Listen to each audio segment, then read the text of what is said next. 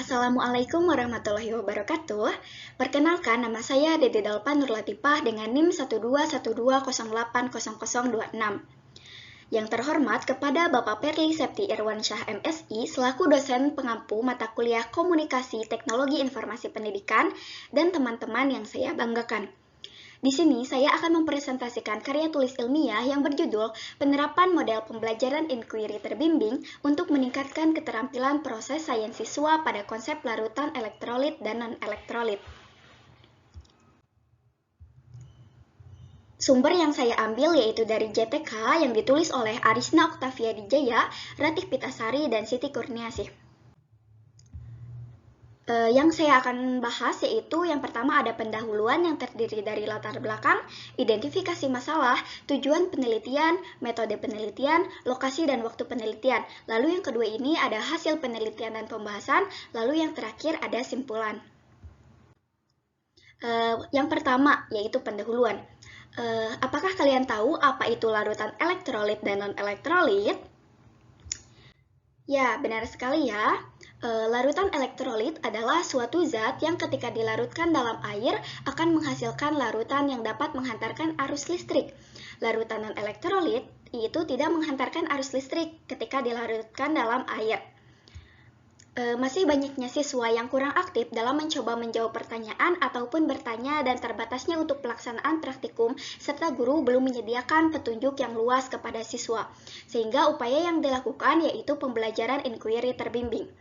Inquiry terbimbing dapat mendorong siswa menjadi peserta didik yang mandiri dan berpikir kritis pada pembelajaran kimia dan siswa tidak merasa jenuh saat pembelajaran.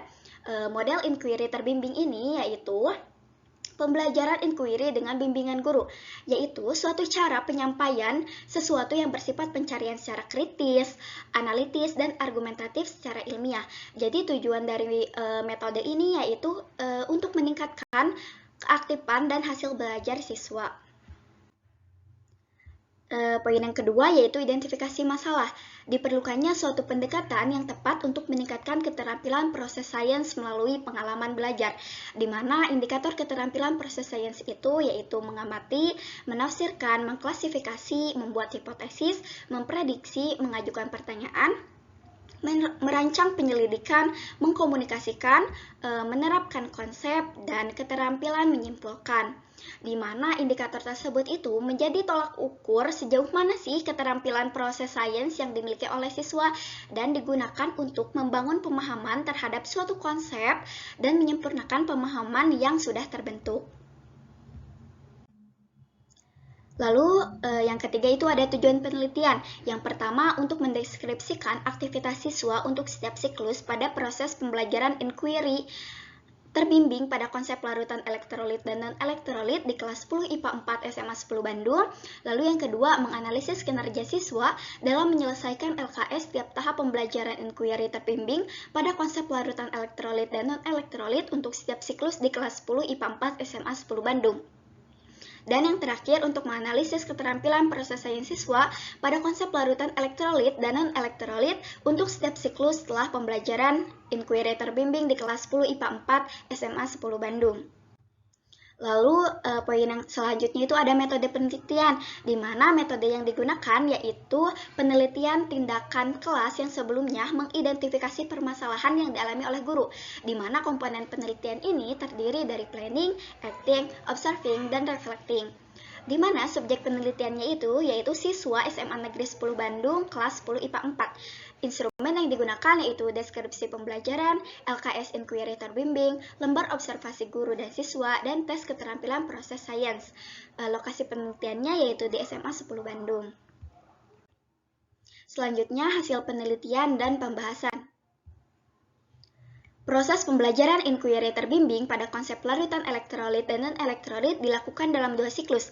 Siklus yang pertama yaitu materi identifikasi larutan elektrolit dan non-elektrolit dengan uji daya hantar listrik dengan refleksi hasil pembelajaran, diantaranya memperbaiki pengelolaan kelas, variasi kelompok belajar siswa, dan merubah penggunaan media pembelajaran dengan video. Setelah refleksi dilakukan perbaikan RPP, LKS, dan alat evaluasi. Lalu dilanjutkan oleh siklus 2 yaitu materi jenis dan sifat larutan elektrolit dan non-elektrolit. Bisa diperhatikan ya, berikut adalah tabel nilai rata-rata aktivitas kelompok belajar setiap siklus dari penelitian lembar observasi. Dapat kita ketahui bahwa rata-rata dari siklus 2 ini lebih besar dari siklus 1, di mana siklus 2 rata-ratanya itu 91 dan siklus 1 yaitu 86,4. Lalu bisa diperhatikan juga berikut adalah tabel nilai rata-rata aktivitas kelompok belajar setiap siklus dari penilaian LKS pembelajaran. Dari tabel ini juga dapat kita ketahui bahwa rata-rata siklus 2 lebih besar daripada siklus 1, yaitu siklus 2 93 dan siklus 1 76. Selanjutnya, nilai LKS kelompok belajar berdasarkan siklus 1, di mana ya keterangan T1 itu yaitu tahap identifikasi masalah, T2 tahap merumuskan masalah, T3 tahap mendefinisikan hipotesis, T4 tahap mengumpulkan data, dan yang terakhir T5 itu tahap verifikasi dan penarikan kesimpulan. Dapat kita perhatikan bahwa yang memiliki rata-rata tertinggi itu yaitu pada T5, yaitu tahap verifikasi, hasil, dan penarikan kesimpulan. Dan rata-rata kelompok belajar yang paling besar itu yaitu pada kelompok nitrogen. Selanjutnya berikut nilai LKS kelompok belajar berdasarkan siklus 2.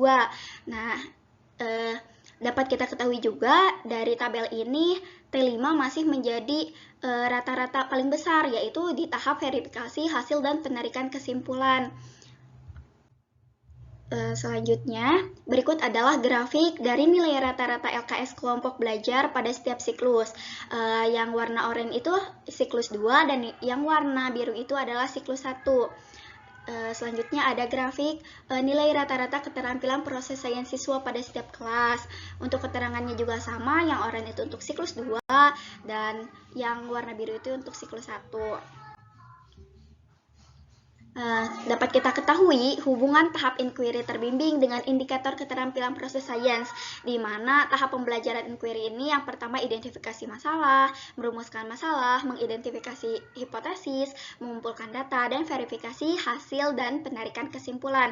Dapat kita ketahui bahwa rata-rata siklus 2 ini lebih besar daripada siklus 1. Siklus 2 yaitu 75 dan siklus 1 itu 70.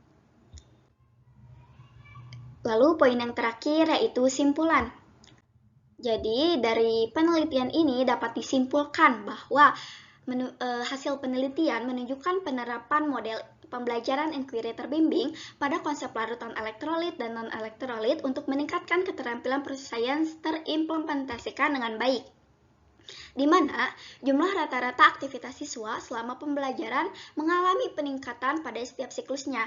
Pada siklus 1, nilai rata-rata aktivitas sebesar 86,4 yang bisa dikatakan itu adalah sangat baik, dan siklus 2 yaitu sebesar 91, dan itu juga bisa dikatakan sangat baik. Lalu melaksanakan pekerjaan LKS dengan benar untuk setiap siklus sehingga pembelajaran inquiry terbimbing pada konsep larutan elektrolit dan non-elektrolit ini mengalami peningkatan. Nilai rata-rata siklus 1 yaitu sebesar 70 dan itu bisa dikatakan baik, dan siklus yang kedua ini sebesar 75. Peningkatan keterampilan proses sains siswa pada siklus 1 dan 2 dengan nilai rata-rata siklus 1 yaitu 67 yang bisa dikatakan itu adalah sudah cukup, dan siklus 2 yaitu 70 yang bisa dikatakan baik. Sekian presentasi dari saya, kurang lebihnya mohon maaf. Wassalamualaikum warahmatullahi wabarakatuh.